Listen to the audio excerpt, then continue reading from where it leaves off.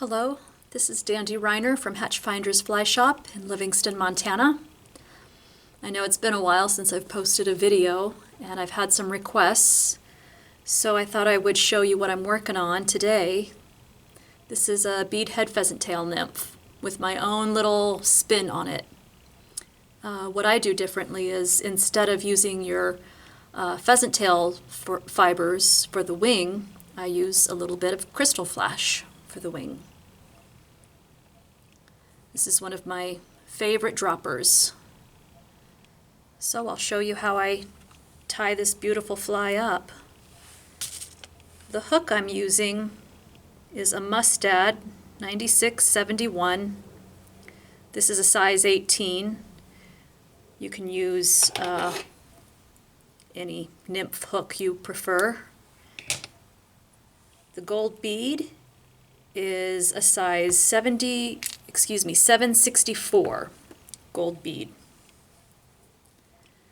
So I'll just go ahead and make a thread base to the hook point. I'm using an Uni-Thread black 6/0. First step is I tie in my ultra wire, and I'm using the gold in the size BR. Tie in my ultra wire at the hook point.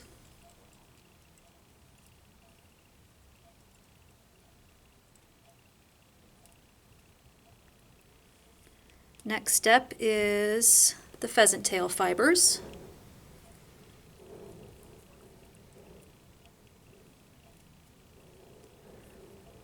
I'm going to take about that much.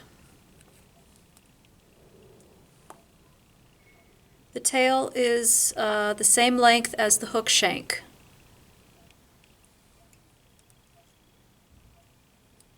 And I only do about 2 wraps. At this point I lift up the tag end of the pheasant tail fibers and I bring my thread forward.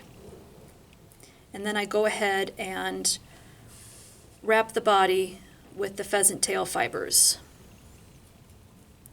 That adds a really nice segmented look. Trim off the tag end.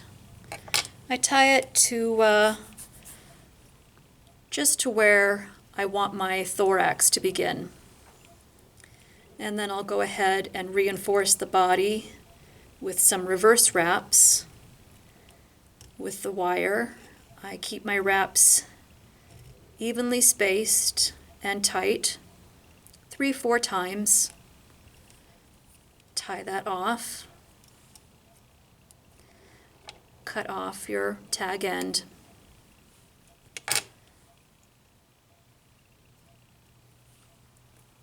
The back is a Mylar Tinsel in a medium size. You can go a little smaller if you like. This is the gold silver. So it's gold on one side, silver on the other. That's just what I happen to have within easy reach, so that's what I'm using. I'll tie that in gold side down.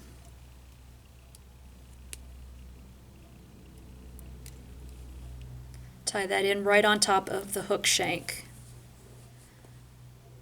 And the thorax is a couple strands of Peacock Hurl. Tie that in right behind the bead. And go ahead and wrap forward with your Peacock Hurl. Just to where you want your thickness to be on the thorax. And then tie it off behind the bead.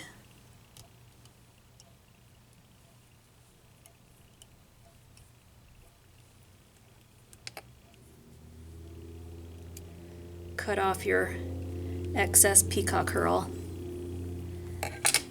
And then this is the point where I tie in the wing. And this is a long strand of gold crystal flash.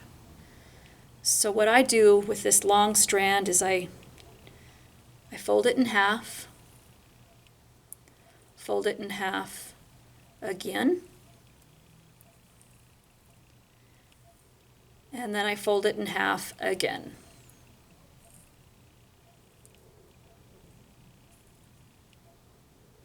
I'm going to lay that right on top, right behind the bead. I'll tie that in. You can figure eight it to really stabilize it. You don't want that to go anywhere. Keep your wraps firm. Add some strength to your thread.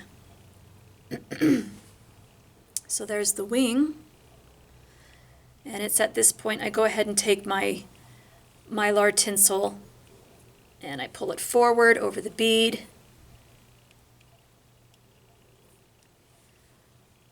And then I tie that behind the bead with my thread, really cinching it down. I'll even pull the tag end back and do a couple wraps in front.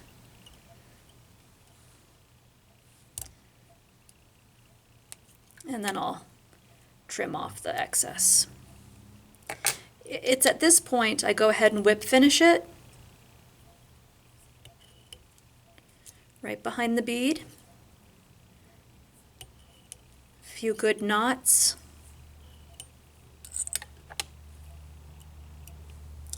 Cut my thread off, and this is where I trim up my wing.